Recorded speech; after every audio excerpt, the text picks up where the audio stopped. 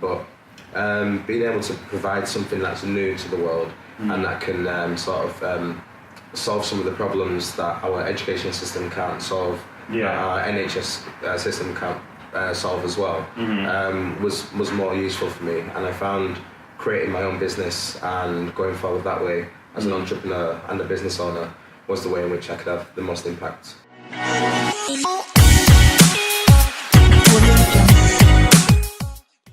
Hello gang! Today we're going to be picking the brains of Luke Swann. Luke is the founder of an organization called the Prologue, which aims to be the largest ever and free world education system, which focuses on tackling inequality, empowering children, nurturing their well-being, and guiding their thinking beyond convention. He has also been shortlisted in the Great British Entrepreneur Awards for the Innovation Entrepreneur of the Year. And not only that, he has a published children's book called Rosa's Code, which is all over UK schools already. I'm very proud to have him with me today because he's an inspiration and an example to all young entrepreneurs out there. So please let me welcome Luke. Thank you for coming in. I know how busy you are. No, it's great. You've got a lot of stuff to do. I'm really happy to be here. So please, let me and the viewers know a bit sort of about yourself and then sort of your background, your story. Okay, so I was born in Manchester and lived there until I was 8. Moved to Oldham, where I went to primary and secondary school. After that, I sort of stuck with education. And after my A-levels, which were maths and science based, I went back to my old secondary school and became an unqualified maths teacher. Okay. And so around that time I was also a special educational needs supervisor and a teaching assistant at my old primary school, which was sort of nice, like returning back to the two of them. Although it was quite strange being teaching some people that you were 2 years older than, when you know them personally as well. But I absolutely loved that, and I wanted to be a teacher, and I want to be a teacher still. It's just a case of more of the impact that I can have. And so rather than changing sort of classrooms and the classroom culture, I wanted to have like an impact on the wider educational system. So I went to university originally to do maths. My intention was very different to what it is now. Yeah, that's what I like. That's the curious part for me. Like, how did you go from math to children's books and sort of working with children? Yeah, so originally it was a case of I wanted to go to the best university to do the best possible maths degree, to get the most money that I could. That they were they were my aims. Seems very foreign and alien now compared to what I'm doing, but that's what I wanted to do. So I went to Cambridge to do maths, and it was a very interesting place. You get to wear the gowns and go to the balls and stuff like that. But it's quite a restrictive place, and it wasn't where my passion lay. Doing maths, it became more and more abstract, and I wanted to have more of an impact. Did you finish Cambridge? No. So I did my first year in maths. Then I transferred to the second year of biological and natural sciences. Did that for a year, and then I transferred to Bristol into the second year of experimental psychology, and did my final 2 years there. After that, I decided that I would go into writing rather than teaching. So I wrote Rosa's Code, and it very quickly became published. That was. Well, did you always enjoy writing, like being in math and then all that? Like, I've been thinking about this recently because I'm going into school on Friday to talk about being an author, and I didn't really do much writing outside of school. It was mainly in school where I did it, and then it was when I sort of moved to Bristol and I had more time to pursue different things that I started to write a little bit, just short stories for myself and some sort of poetry as well. But Rosa's Code was the first story that I ever wrote outside of school. And it was done very quickly, and after a few days it had been written and accepted to be published, so that kind of changed things really quickly. That then went into schools, a lot of them as well, which was really nice because I want to have that impact on children. How did that make you feel, like actually seeing it in the schools? Like, it's one thing to write for yourself and somebody's saying, yay, it's awesome, right? But then another one, like actually seeing it being used in practice in schools by kids. Like, how did that make you feel? Really amazing. I mean, I didn't like the story, to be perfectly honest. I wrote it quickly, and it was at a time when I didn't really have a very high view of myself. So I saw it as an extension of myself, and therefore it wasn't good. But seeing the response that some children had to it, and the way that it was used in an educational manner, That really meant a lot to me, and I guess it was that experience which then led me to then create my own publishing company, which would then later become an education and publishing company with the focus more on education, which is the Prologue. Yeah. So that's kind of how things came about. Why children's book? Yeah, that's an interesting one. I've started writing a novel, and I'm working on a novel as well. Okay. And as a writer for myself, I personally write for what would be an adult audience. It's a bit more complicated, and I like to experiment quite a lot, and it's could be quite difficult as well. Yeah. But with children, it was more of a case of the impacts that you can have and the change that you can bring about in the world. And also a way for me to make some of these changes without actually being a teacher. And it's also a bit of a challenge as well, I think, writing for children. Because you have to really take yourself into a different mindset, think about the developmental ages of them, and then kind of write a story that's catered towards them, but without, which I think a lot of people do, sort of belittling them and thinking that they're not capable of knowing too much. Yeah, I think it's like children's books are a bit underappreciated, I think, because I personally feel that this thing that it's quite easy to go into, to a child's mentality because you basically were there, right? Yeah. But when we grow up, like one of the challenges I sort of always have for myself is like, don't lose that kid inside of you, right? Yeah. And it's so easy to be wrapped up in whatever's going on. Definitely. Did you find it difficult to sort of, put yourself in that kid's shoes and sort of try to think how they will think when they will read your book? Yeah, I mean, I constantly remind myself to maintain the childish aspects and that brilliant innocence where if a kid sees something and it's across like the road or across the room, they will sort of like instantly go for it and they will run towards it because it's something that they want. Yeah. Whereas with us, we're kind of like thinking, well, like who's looking? You look around first. Look around, then you sort of like walk towards it, pretend that you don't care that much. Yeah.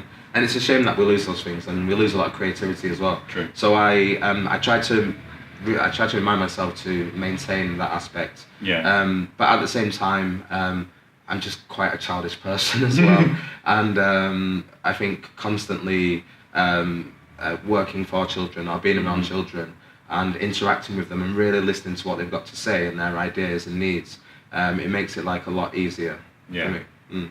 Sweet. So with that book, what kind of message were you sending?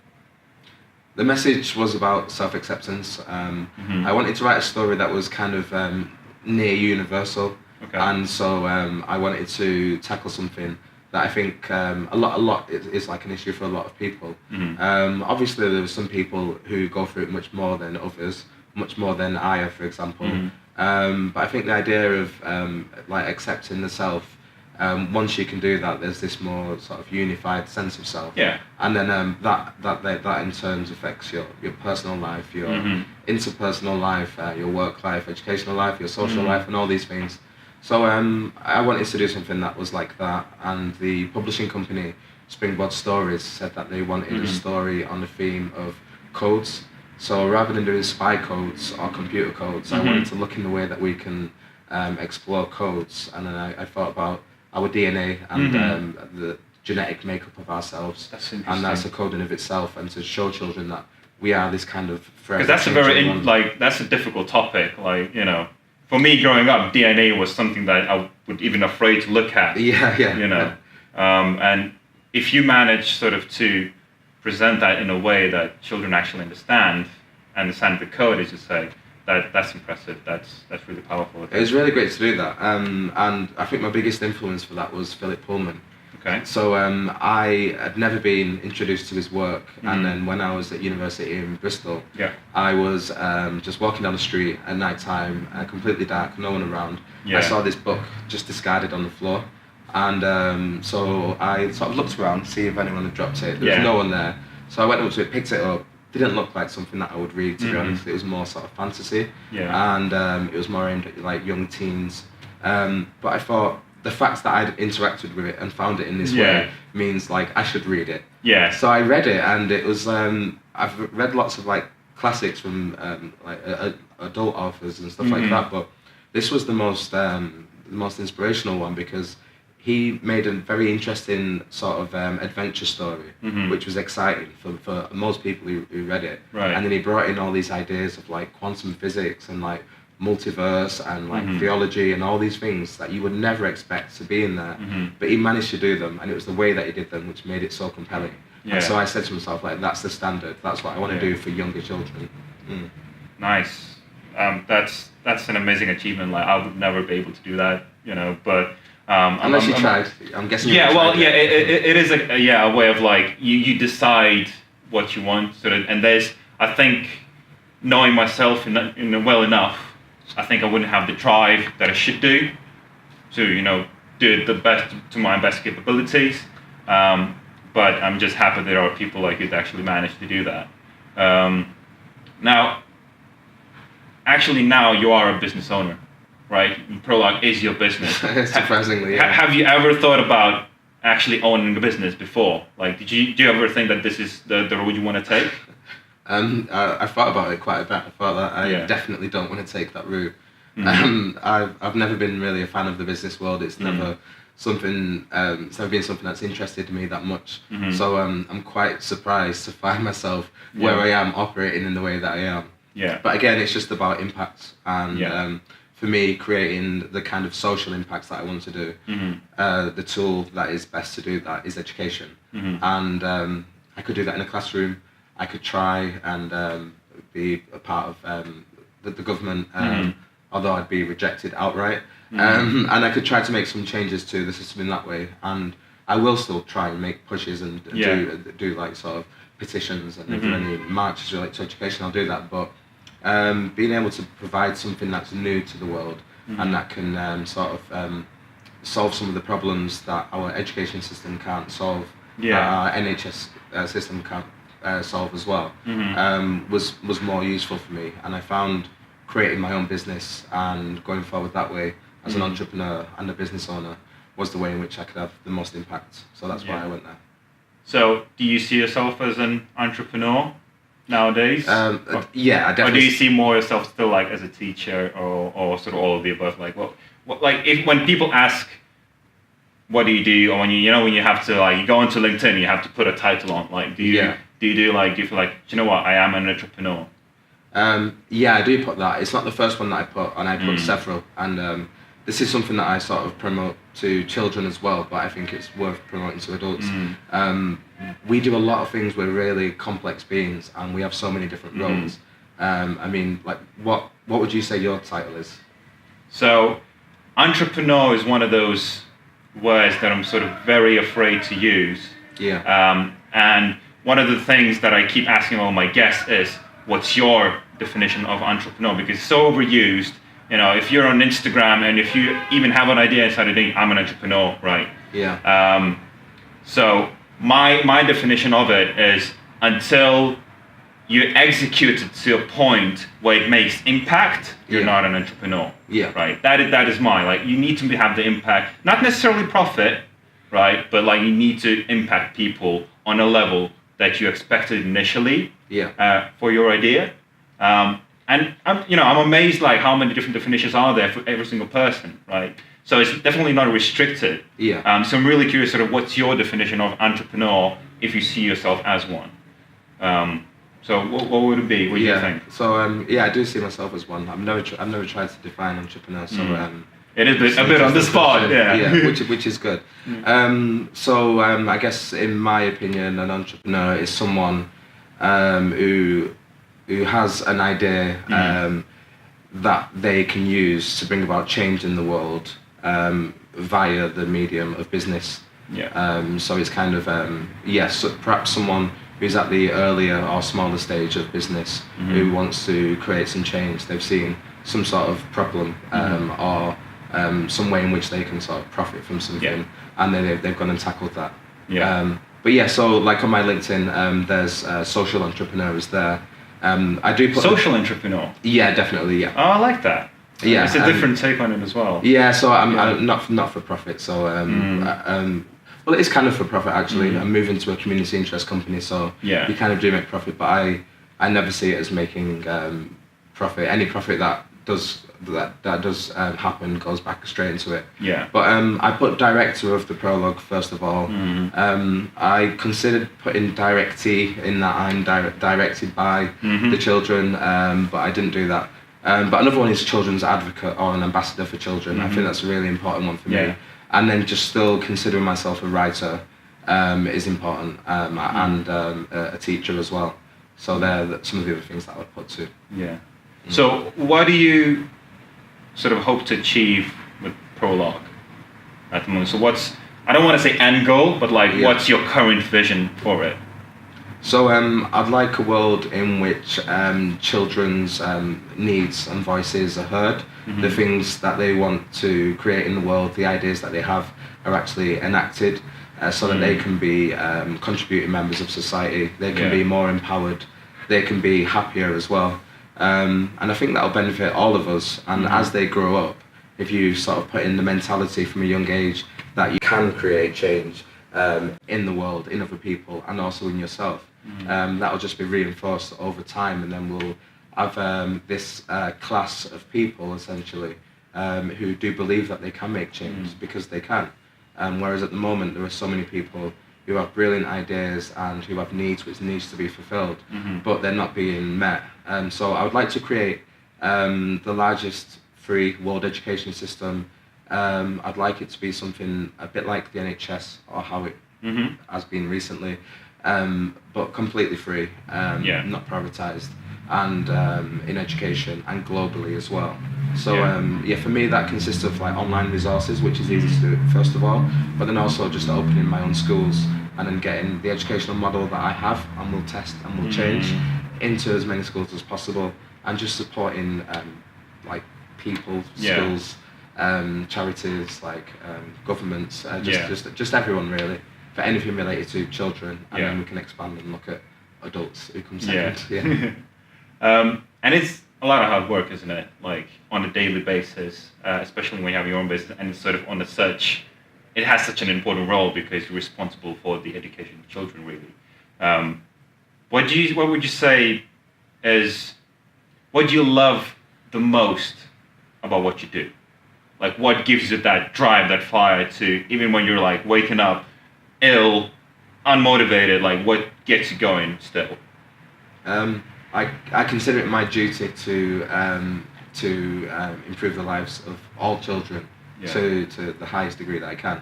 So I think putting that sort of responsibility on yourself means that there's something greater than me. So in the past when I've done things, it's always been a part of what I've done, and so if I didn't really want to do it, I wouldn't do it. I've had loads and loads of jobs. I've quit over 20 jobs. I've been sacked from like half a dozen, a dozen jobs as well. And so it's been very easy to do that and move on and do something new. With this, it's like there is a pressing need for us to support children more, and society also needs all of the ideas and everything that they can provide as well. So just the duty to support children is there. It's quite a lot of pressure, isn't it, you put on yourself there? But it's the good kind of pressure, I imagine. It is. I'm constantly told by people that you shouldn't take certain responsibility for certain things. And I think that's the case. And when it comes to your personal well-being and stuff, like you shouldn't put too much pressure on yourself. But I don't consider myself as being the most important. So it's a bit easier for me to naturally be inclined towards supporting them. On this journey, I mean, this is the viewership here is sort of mostly, young and aspiring entrepreneurs. Maybe somebody that even when they're older, they're quite new to the entrepreneurial space and building their business from scratch. If you had either one piece of advice or one thing that you learned along the way that really stuck to you, what would you say that would be that could sort of benefit the viewers who are starting out and didn't know about? So it's not something that I've learned since being on my journey, but I think for me the most important is intrinsic motivation, doing things because you love it, because you're passionate about it. there's no guarantee, whatever we're doing, there's no guarantee of money, there's no guarantee of having lots of followers or having fame or having any of these things. And if they're what you want, then perhaps pursue them. But really, really consider what you want and why you want that.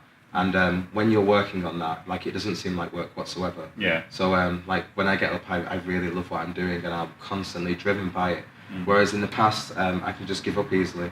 So doing things because you love them and because you're passionate about them, and that's what you feel your purpose is, and that's where you get your meaning from. That's the reason to do things. Yeah.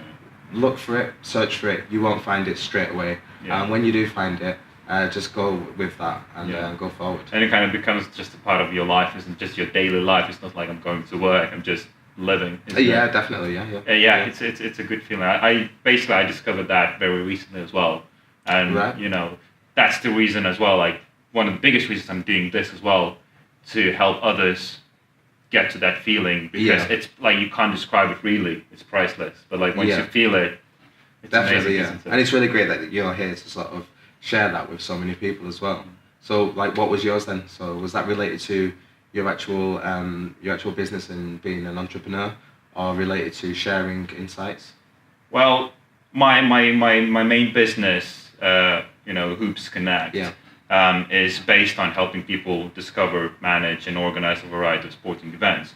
And that came from a completely personal place where I moved to the UK. Yeah. I'm a massive basketball head.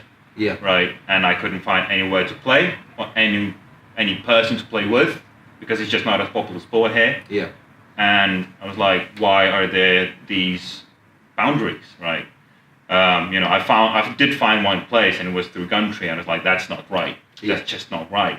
And there was definitely like a gap in the market. So I'm not saying like I didn't think about, I could actually make money of this immediately. I knew there's a gap in there. Yeah. But the basis on it was, there's a lot of people like me that go through the same thing, where they want to get active, they want to meet new people. Definitely. Like the biggest thing about sport is the communities, right? And I've realized at some point that, and it's not even basketball, I realized that's with so many different sports as well. That's why sort of my main thing came from, I want to find somewhere to play basketball, to I want everybody to be able to just go on a platform and be able to find what they want, go there, meet people, make it easy for organizers to do everything, sort of save all that time of, doing admin and stuff like that. It should be seamless. It shouldn't be a chore, like, to organize a game, right? And at the same time, during that process, I've discovered so many sports I didn't even hear about, and realized we need to help them get the recognition they deserve. Yeah. And that's, again, one of the things you want to focus on. They're going through the same thing. And you don't sit there and think, I need to find my passion, I need to find that feeling. It comes to you once you start doing what's actually from there, rather than from there. And I'm guessing your job would be a lot harder if you didn't love basketball. No, exactly. You'd probably hate it. That is true. So it was really, really awesome to pick your brain. Like, I think you've got so many amazing insights, and I don't want to, we could talk for hours, I feel, but I just want to keep it quite short. Yeah, we can meet up against soccer. Anyway. Yeah, exactly. I'm very curious where you're going to take this. I'm really looking forward to sort of having you on here again. But for the time being, can you let the viewers know where can they find you? Where can they sort of follow your story, your journey as well? Yeah, so there's the Prologue publications on Facebook and Instagram. Yeah. So there would be the two to go to there. Yeah. And then on Twitter, it's _Prologue_. Okay. But Facebook and Instagram are the main ones. And then I do personal branding as well, because I've been told to do that. Even though I feel a bit awkward doing it, I've been told, do it. Yeah. So I'm doing it. And so there's my Luke Swann page as well, which is Beyond Luke, which is on Facebook. So that's awesome. Another place too. Awesome. Well, thank you very much for coming up. Oh, it's been great. Really nice talking to you. Yeah. This is Luke Swann. You'll find all the links, all his socials down below in the description, together with any other content that I think might be really useful to you. Look him up, follow his story. Really, really, really inspirational guy, really smart dude, as you can tell. We'll see you in the next episode when we'll be picking brains of some other inspirational entrepreneurs out there. See ya.